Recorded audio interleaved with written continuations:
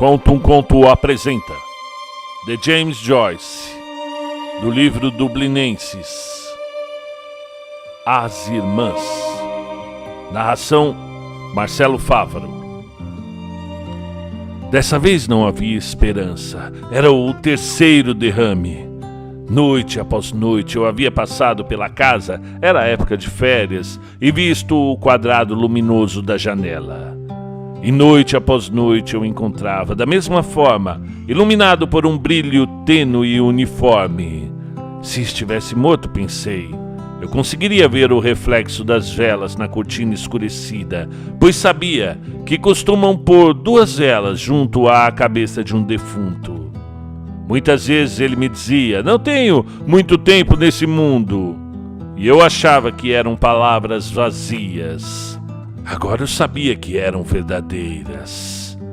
Toda noite, enquanto olhava para cima em direção à janela, eu sussurrava para mim mesmo a palavra paralisia. Ela sempre tinha soado estranha aos meus ouvidos, como a palavra gnomon em Euclides e a palavra simonia no catecismo. Mas agora soava como um nome de uma entidade maligna e pecaminosa.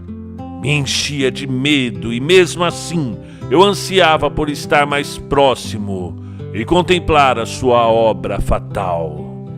O velho Cotter, que estava sentado ao pé da lareira, fumando quando desci para jantar, enquanto a minha tia servia o mingau, ele disse, como se estivesse respondendo a algum comentário anterior: Não, eu não diria que ele era exatamente... mas ele tinha alguma coisa de estranho, alguma coisa de sobrenatural, na minha opinião. Começou a apitar o cachimbo e, sem dúvida, organizando mentalmente a própria opinião. Que velho aborrecido! Quando o conhecemos, costumava ser uma figura interessante, com as conversas sobre cabeças, caudas e serpentinas. Mas logo eu me cansei dele e das intermináveis histórias sobre Alambique. Eu tenho a minha própria teoria a respeito, disse. Eu acho que foi um daqueles casos peculiares, mas é difícil dizer. Começou a apitar mais uma vez o cachimbo sem apresentar a teoria. Meu tio viu que eu estava olhando e disse, Bem, você não vai gostar de saber, mas o seu velho amigo se foi. Quem? Perguntei. O padre Flynn. Ele morreu? O Sr. Cotter acaba de nos dar a notícia. Estava passando aqui pela casa. Eu sabia que estava sendo observado. Então continuei a comer como se o assunto não me interessasse. Meu tio explicou para o velho Cotter. Ele e o menino aqui eram grandes amigos. O velho ensinou a ele um bocado de coisas e dizem que o queria muito bem. Que Deus o tenha, interrompeu minha tia com um ar devoto. O velho Cotter me encarou por alguns instantes. Senti que aqueles olhinhos redondos estavam me examinando, mas eu não lhe daria satisfação de desviar o olhar do meu prato. Ele voltou a atenção ao cachimbo e por fim cuspiu de maneira grosseira no fogo. Eu não gostaria que um filho meu tivesse muito a dizer para um homem como aquele, disse. Como assim, Sr. Cotter, quis saber minha tia? Eu estou querendo dizer que faz mal para as crianças. O que eu penso é o seguinte, um menino tem que correr e brincar com outros meninos da mesma idade e não... Bom, não estou certo, Jack?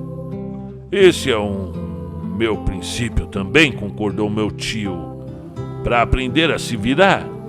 É o que eu sempre digo para aquele rosacruciano, faça exercícios.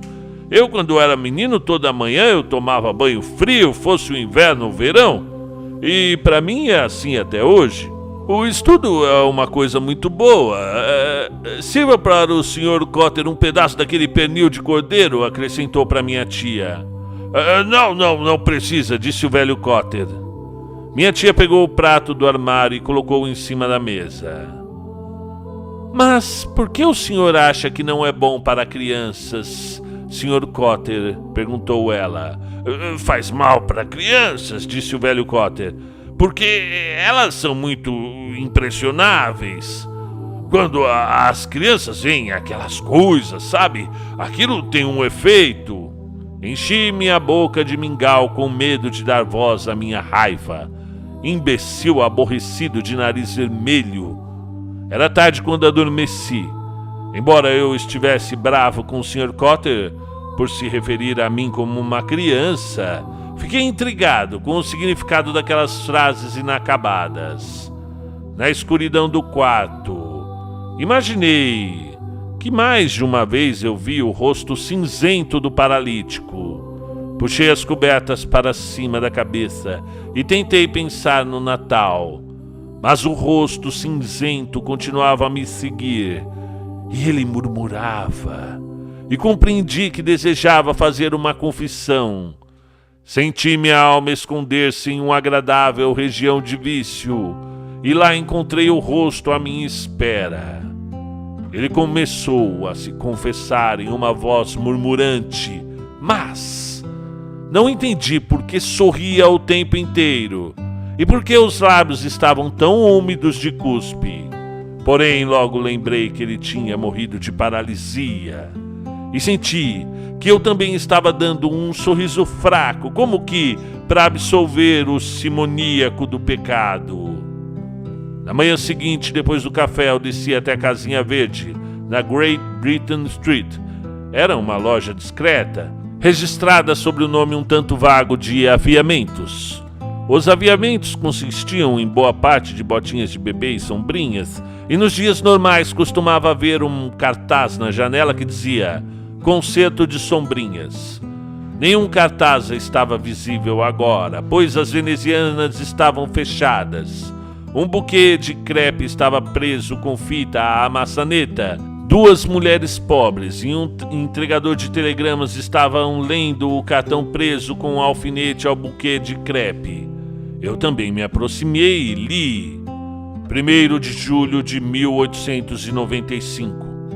Comunicamos o falecimento do reverendo James Flynn, antigamente da igreja St. Catherine, da rua Mead, aos 65 anos de idade. A leitura do cartão convenceu-me de que ele havia morrido, e me senti perturbado ao ver que eu não sabia o que fazer. Se ele não estivesse morto, eu teria entrado no quartinho escuro atrás da loja para encontrá-lo sentado na poltrona junto do fogo, quase sufocado pelo sobretudo. Talvez minha tia houvesse mandado um pacote de high toast por mim, e o presente faria que acordasse de um cochilo entorpecido. Era sempre eu quem esvaziava o pacote na caixa preta de rapé, porque as mãos dele tremiam demais para que pudesse fazer isso sem derrubar metade do tabaco no chão.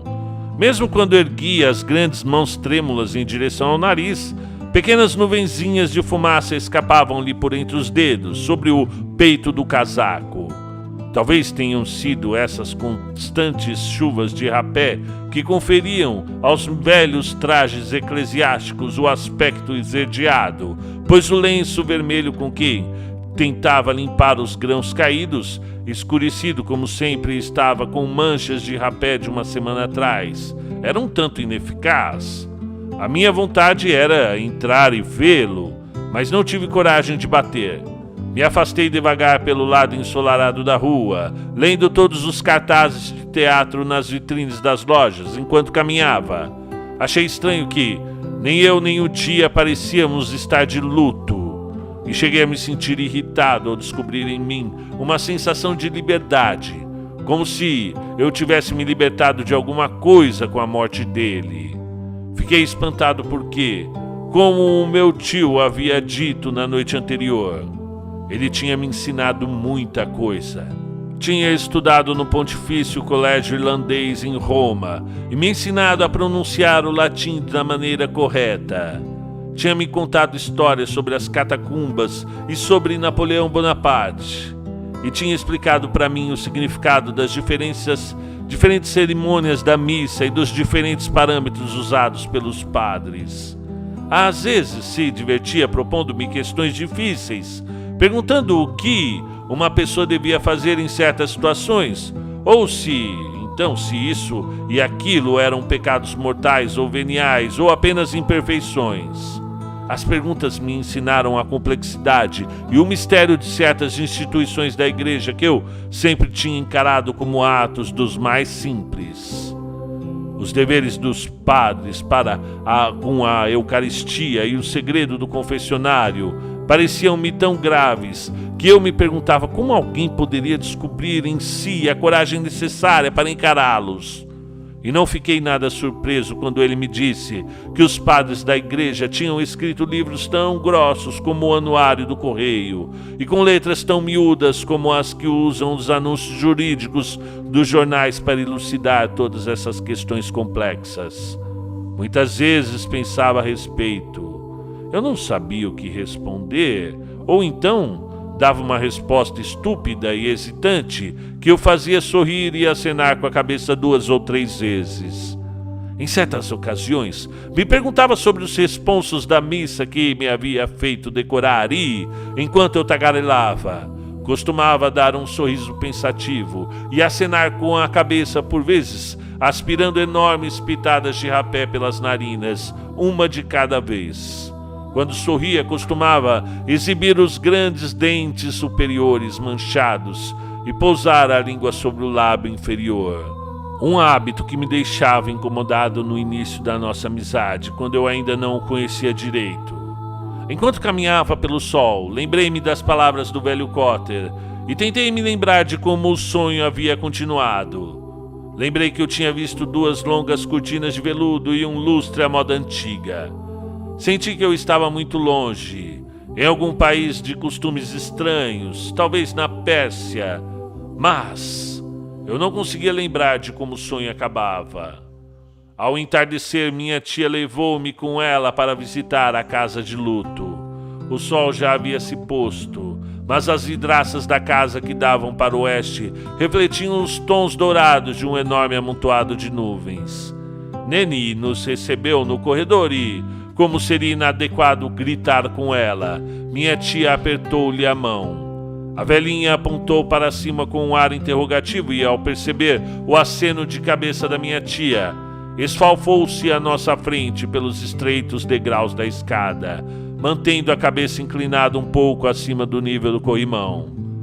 No primeiro patamar, ela parou e fez um gesto, nos encorajando a seguir adiante, em direção à porta aberta que dava para o quarto do morto. A minha tia entrou, e a velhinha, ao perceber minha hesitação, voltou a gesticular de maneira insistente com a mão. Entrei na ponta dos pés. Pelas fendas da cortina, filtrava a luz dourada do entardecer, em meio à qual as velas pareciam chamas finas e pálidas. Ele estava no caixão. Nani tomou a iniciativa e nós 3 nos ajoelhamos ao pé da cama. Fingi rezar, mas eu não conseguia pensar com clareza por que os balbúcios da velha me distraíam. Notei que a saia dela estava presa de forma desajeitada nas costas e que os saltos das botas de tecido estavam desgastados para o mesmo lado. Em um devaneio tive a impressão de que o velho padre estava sorrindo no caixão. Mas não. Quando nos levantamos e fomos até a cabeceira da cama, eu vi que não estava sorrindo. Estava deitado, solene e abundante, paramentado para o altar, com as grandes mãos segurando de leve um cálice. O rosto tinha um aspecto truculento, cinza e robusto, com cavernosas narinas pretas, rodeadas por uma rala penugem branca. Havia um cheiro pesado no quarto, as flores. Fizemos um sinal da cruz e nos afastamos. Na saleta do andar de baixo encontramos Elisa, sentada na poltrona dele, muito transtornada. Tateei para encontrar o caminho até minha cadeira habitual no canto, enquanto Neni foi até o aparador e pegou uma garrafa de sherry e algumas taças. E pôs ela tudo na mesa. e nos convidou para tomar um pouco de vinho. Então, a pedido da irmã, serviu sherries nas taças e as entregou a nós. Insistiu para que eu comesse biscoitos de água e de sal, mas recusei porque achei que eu faria muito barulho ao mastigar. Ela pareceu ficar um pouco decepcionada com a minha recusa e foi em silêncio até o sofá, onde sentou-se atrás da irmã. Ninguém falou, todos olhando para a lareira vazia. Minha tia esperou até que Elisa suspirasse, então disse: "Bem, enfim, ele foi para um mundo melhor." Elisa tornou a suspirar e inclinou a cabeça para expressar concordância. Minha tia passou os dedos pela haste da taça antes de bebericar um pouco. "E como foi? Em paz?" perguntou. "Ah, muito em paz", a senhora disse. "A senhora nem saberia dizer quando ele parou de respirar. Foi uma morte linda, Deus seja louvado." "E tudo?" "O padre O'Rourke esteve aqui na terça-feira e o ungiu e o preparou e tudo mais." "E então ele sabia?" Estava resignado." "Ele pareceu resignado", disse minha tia. "Foi o que disse a mulher que o lavou. Ela disse que ele parecia estar dormindo de tão tranquilo e resignado. Ninguém imaginava que fosse dar um defunto tão bonito." "É verdade", disse minha tia. Ela bebericou um pouco mais e disse: "Bem, senhora Flynn, de qualquer modo, deve ser um conforto e tanto saber que as senhoras fizeram tudo o que podiam. As senhoras foram pessoas muito boas para ele." Elisa alisou o vestido sobre os joelhos. "Ah, pobre James", disse ela. "Deus sabe que fizemos tudo o que podíamos, mesmo pobres desse jeito. Não queríamos que faltasse nada para ele enquanto ainda estivesse por aqui." Nene havia escorado a cabeça na almofada do sofá e parecia estar prestes a adormecer. "Pobre Nene", disse Elisa olhando para ela, "está exausta. Tivemos muito trabalho, eu e ela, para conseguir a mulher que o lavou e o preparou e depois para arranjar o caixão e acertar a missa na capela. Se não fosse o padre O'Rourke, eu não sei o que teria sido de nós. Foi ele quem trouxe todas aquelas flores e aqueles 2 candelabros da capela e escreveu o obituário para Freeman General. E se encarregou de toda a papelada para o cemitério e o seguro do pobre James." "Nossa, quanta bondade", disse minha tia. Elisa fechou os olhos e balançou a cabeça devagar. "Ah, não existem amigos como os velhos amigos", disse ela no fim. "São os únicos com quem podemos confiar." "Ah, é verdade", disse minha tia. "E tenho certeza de que agora, no descanso eterno, ele vai lembrar das senhoras, de como foram boas com ele." "Ah, pobre James", exclamou Elisa. "Ele nem nos dava trabalho. Ele fazia mais barulho aqui em casa do que faz agora. Mesmo assim, eu sei que ele se foi para um... A senhora vai sentir falta mesmo quando tudo acabar", disse minha tia. "Eu sei", respondeu Elisa. "Não vou mais trazer a tigela de canja, nem a senhora vai mandar rapé para ele. Ah, pobre James."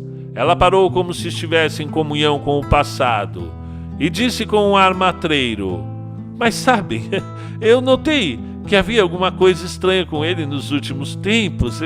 Sempre eu trazia sopa, eu o encontrava com um breviário caído no chão, recostado na poltrona e com a boca aberta."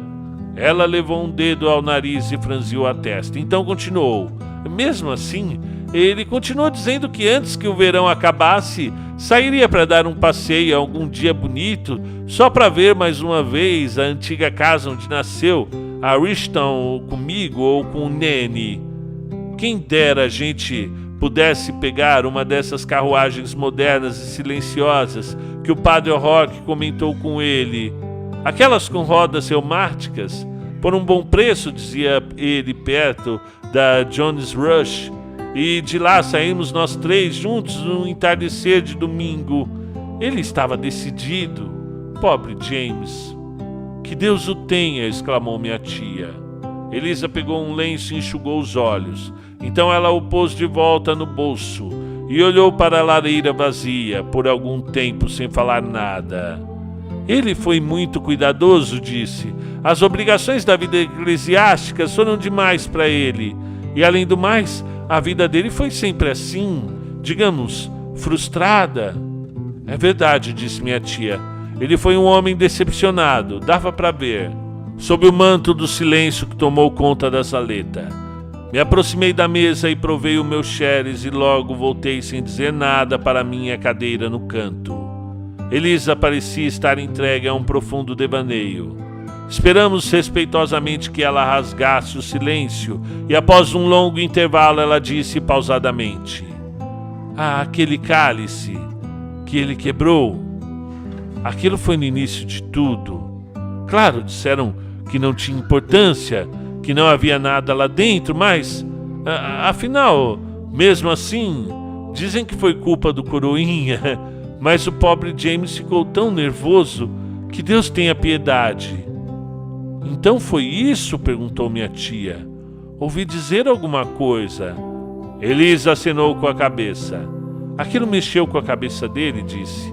Depois daquilo, ele ficou emburrado, sozinho, sem falar com ninguém, andando por aí sozinho, até que uma noite houve um chamado e não conseguiram encontrá-lo em lugar nenhum. Procuraram por tudo, mas não encontraram nem sinal. Aí o sacristão sugeriu que fossem procurar na capela. Pegaram as chaves e abriram, e o sacristão e o padre O'Rourke e um outro sacerdote que estava junto levaram uma vela para procurá-lo. E adivinhe, se ele não estava lá, sentado sozinho, no escuro do confessionário, desperto e meio que rindo para si mesmo.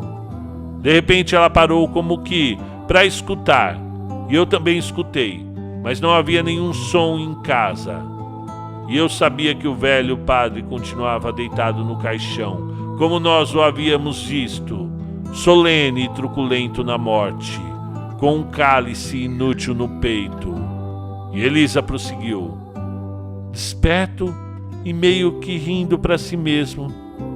Aí, claro, quando viram aquilo, eles pensaram que tinha algo de errado com ele.